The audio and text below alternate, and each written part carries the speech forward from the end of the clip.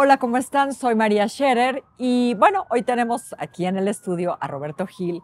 Él fue diputado, senador, quisiste dirigir tu partido, Roberto, exfuncionario. Qué gusto tenerte Gracias, aquí. María. Gracias al equipo de Latinos por esta oportunidad y este espacio. Muchas gracias, María. Roberto, como decía, tú quisiste ser dirigente de tu partido y quiero empezar por ahí. ¿Cómo está en este momento el partido fuerte de la Alianza? Es el partido más fuerte de la oposición. El PAN tiene una representación estable, tiene una afinidad nacional. Es un partido nacional, un partido que ha gobernado, que tiene cuadros formados en el gobierno, que tiene una representación importante en el Parlamento, que si bien se ha ido debilitando por, digamos, los resultados de las elecciones recientes, el PAN sigue siendo el partido fuerte de la oposición más importante en el espectro político. Yo creo que el PAN le ha costado un poco de trabajo entender cómo renovarse en esta coyuntura. De repente parece el PAN defendiendo un pasado que no ilusiona a nadie, una suerte de regreso a tiempos que los ciudadanos parecerían anhelar. Y eso no es cierto. Hay ciertamente un saldo virtuoso de la transición democrática en términos de libertades, en términos de rutinas, de alternancias, de cambio político, de estabilidad económica, política y social, pero también la transición democrática, esa que encabezó el PAN en el gobierno 2000 y 2006, dejó tres saldos a mi juicio que no se pueden ocultar. La violencia, la corrupción, y ahí hay que subrayar que México no ha logrado, o el cambio democrático no logró resolver la corrupción, al contrario, parece hoy más visible. Y en tercer lugar, yo creo que la desigualdad es un gran... Se democratizó la corrupción. Se democratizó la corrupción y se diversificó, porque ahora ya todos le entran y le entran parejo. Pero también creo que el saldo de la transición, del modelo transicional y de los protagonistas de ese régimen fue también la desigualdad. ¿Qué es lo que capitalizó al final de cuentas López Obrador en el 2018? La violencia, la desigualdad y la corrupción, como estos, digamos, como los pendientes históricos de un modelo que parecía agotarse. El PAN no ha encontrado, pues, su cuadratura, no ha encontrado su lugar, su agenda, el programa en esta coyuntura. Exacto, o sea, debería de tener, como el partido fuerte de la alianza que es, un papel protagónico y está en una especie de, pues está a la sombra, ¿no? ¿Eso se debe a qué? ¿A la personalidad de sus dirigentes? Yo creo que ¿O a qué? ¿O a que no encuentra justamente no tiene agenda? Yo creo que el PAN se encuentra en un limbo tratando de reconstruirse a partir de una alianza opositora. Y eso creo que es un gran error. Parecería que a lo que el PAN le apuesta es a capitalizar el anti-López Obradorismo. Y yo creo que eso no alcanza. Veo que el PAN ha tenido una dificultad de discutir internamente qué va a representar en el 2024, qué representa hoy el PAN, en términos de desigualdad, en términos de violencias y en términos de corrupción. ¿Cuál es su agenda? ¿Cuál es su programa? No nada más encabezar un bloque para sacar a López Obrador de la presidencia de la República y sacar a Morena de las cámaras o de los gobiernos locales, sino qué representamos como país, cuál es la visión de país para los próximos 50 años. El PAN hace mucho ya no discute eso adentro. Yo recuerdo hace muchos años, el PAN discutía la política de subsidios, la política en materia social, tenía referentes intelectuales dentro del partido que estaban todo el tiempo pensando a México, diagnosticando a México y construyendo alternativa de política pública. Eso ya no pasa. En segundo lugar, precisamente por esta política de cerrazón del partido, hemos dejado de formar cuadros, hemos dejado de formar liderazgos.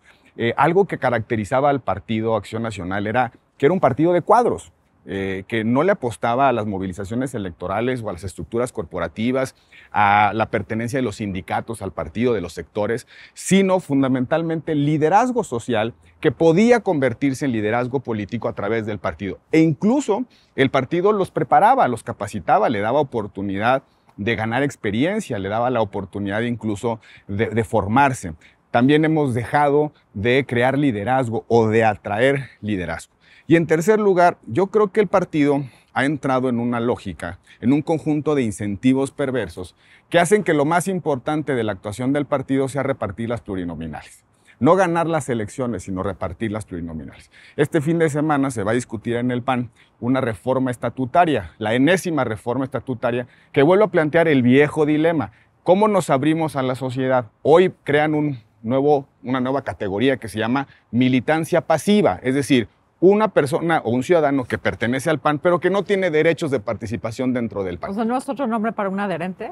Otro nombre para un adherente. Es decir, de nueva cuenta, estos incentivos perversos de quien controla el padrón, controla los procesos internos, no permiten que el PAN se pueda abrir y en lugar de irse encogiendo gradualmente, que pueda abrazar a más ciudadanos y que se vuelva, como decíamos en el PAN, el auténtico instrumento de participación de los ciudadanos. Yo veo hoy mucha gente dispuesta, animada a participar en política, que incluso se están agregando en las organizaciones sociales, en los frentes opositores.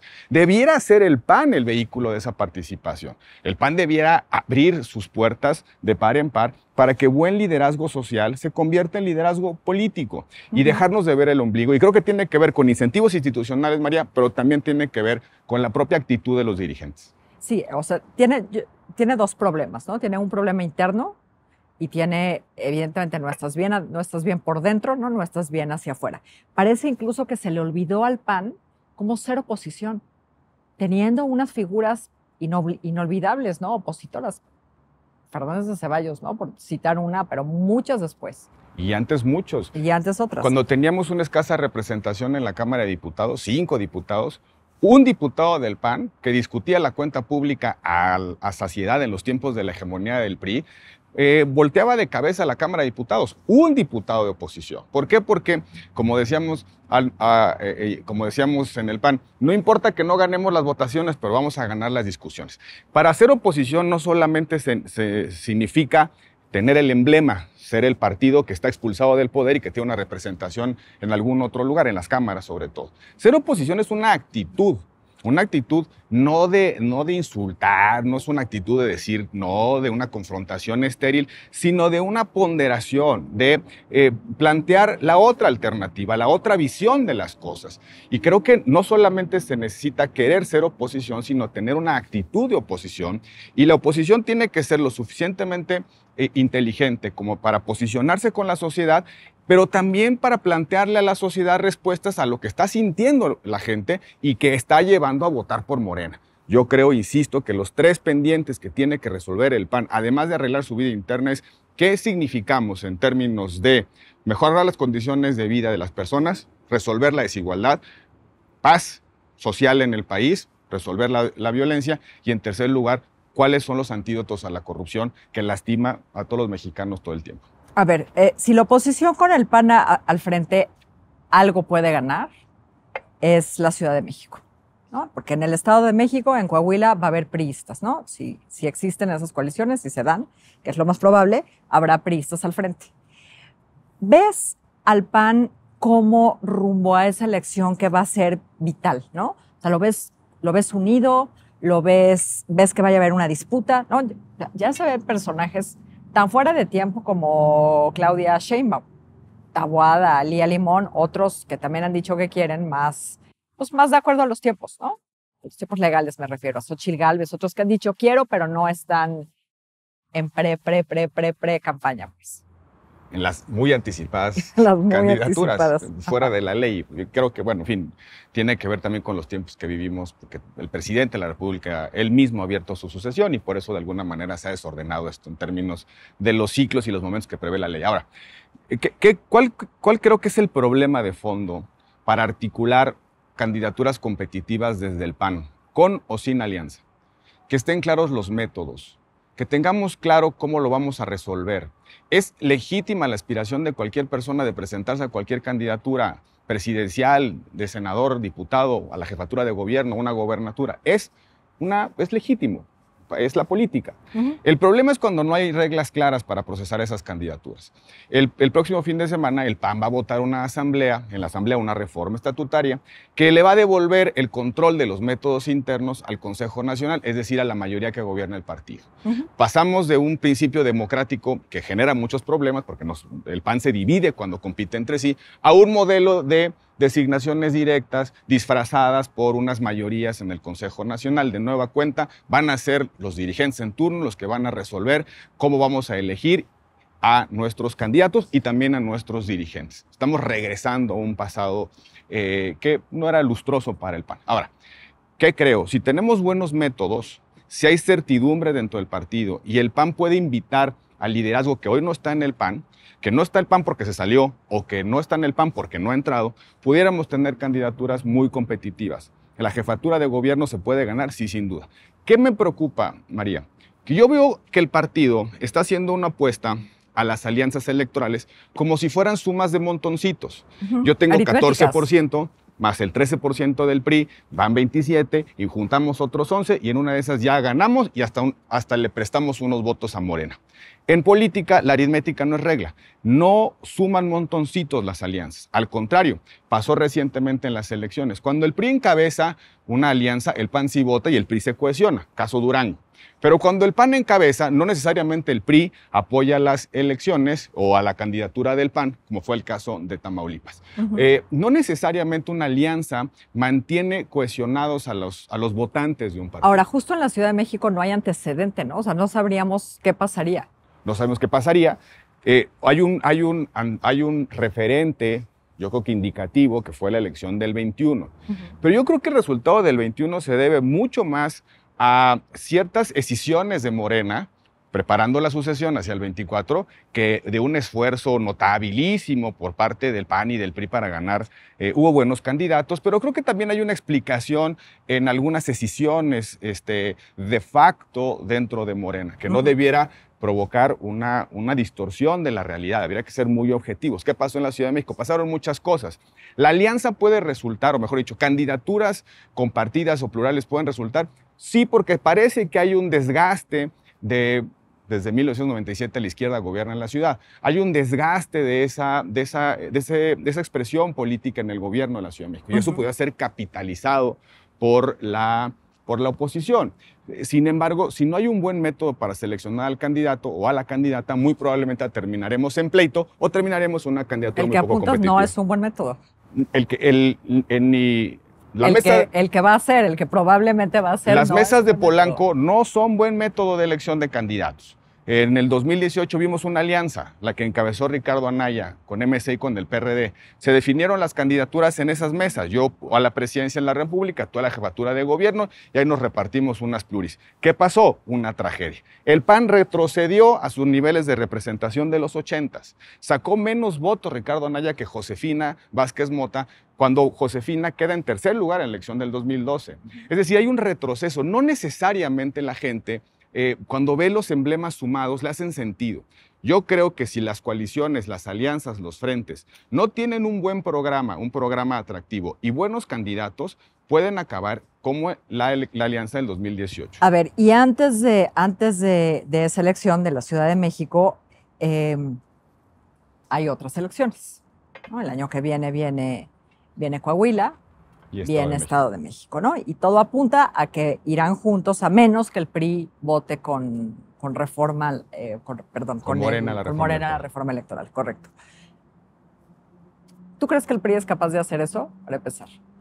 A mí me llama la atención, María, no quiero especular sobre otras motivaciones del PRI, pero me llama mucho la atención que no haya una posición tajante por parte del PRI.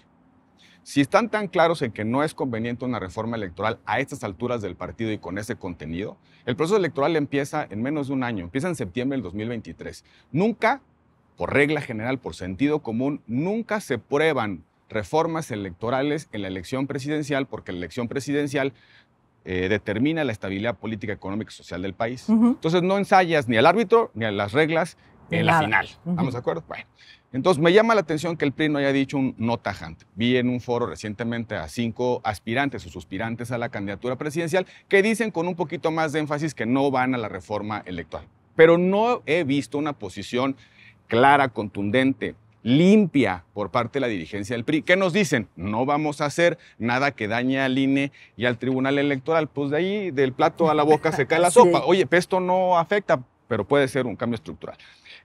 Creo, por el contrario, que estos coqueteos pues, no son casualidad.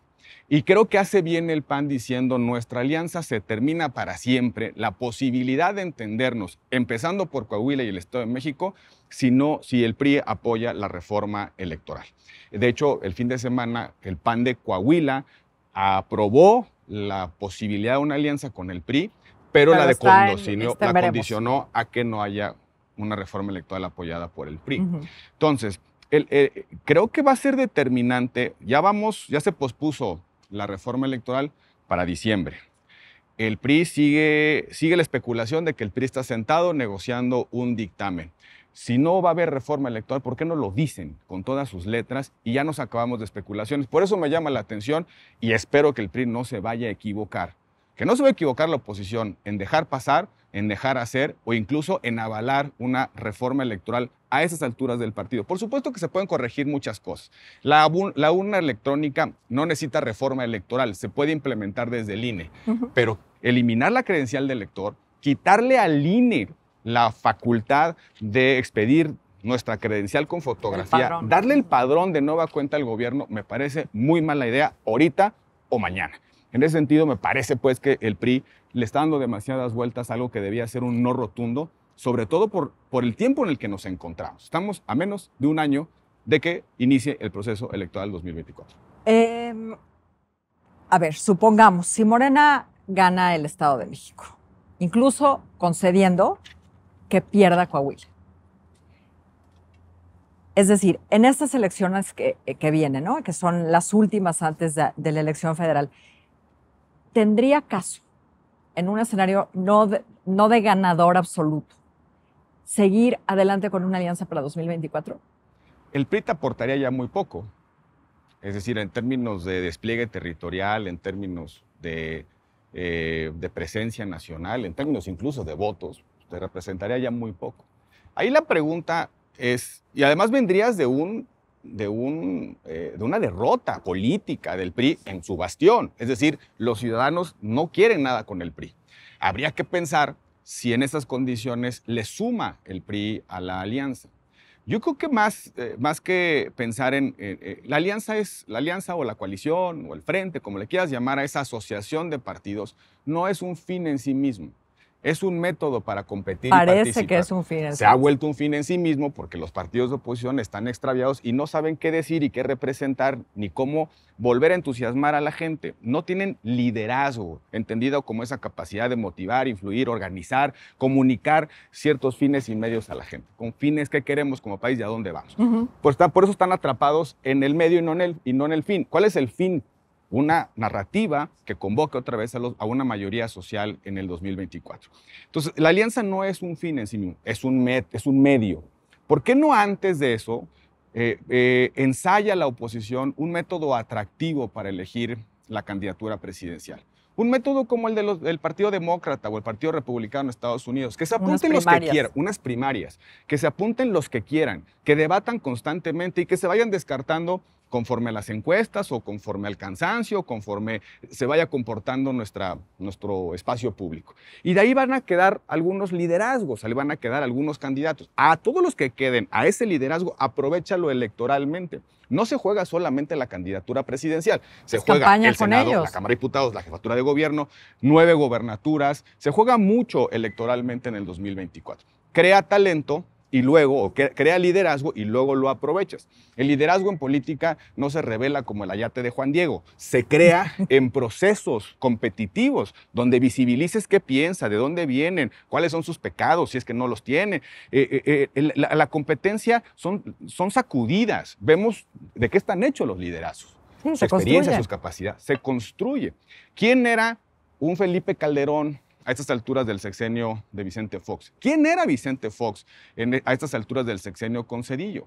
Es decir, muchos decían incluso a esas alturas del sexenio que López Obrador ya no llegaría a una tercera opción, a una tercera posibilidad de competir. Bueno, el liderazgo así es. Los panistas podrían estar construyendo sus candidatos, sus precandidaturas. No lo están haciendo, están esperando a ver qué pasa con su aliado. Y ya se le hizo una destapadera ahí al dirigente nacional, a Marco Cortés. Mira, no quiero hacer comparaciones falsas, pero fue mucho más lucidor el evento de destape del PRI que los destapes que hemos tenido en el PAN.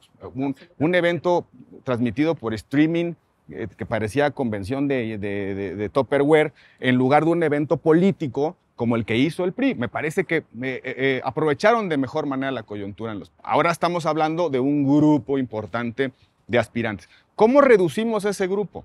¿Cómo decantamos ese grupo? ¿Cómo encontramos al mejor candidato o candidata? Hay dos opciones.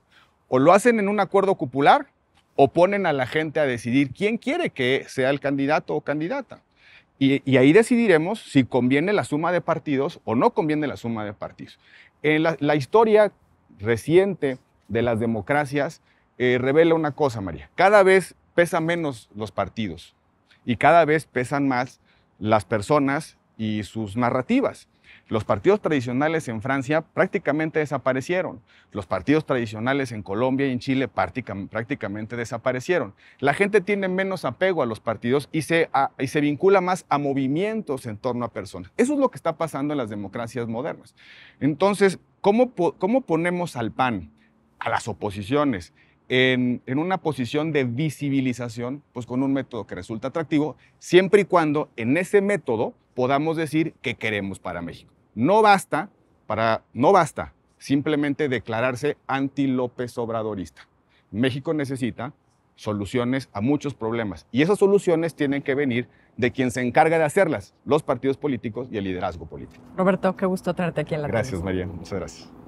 Gracias a ustedes. Soy María Scherer. Lo espero la próxima semana. Que esté muy, muy bien mientras tanto.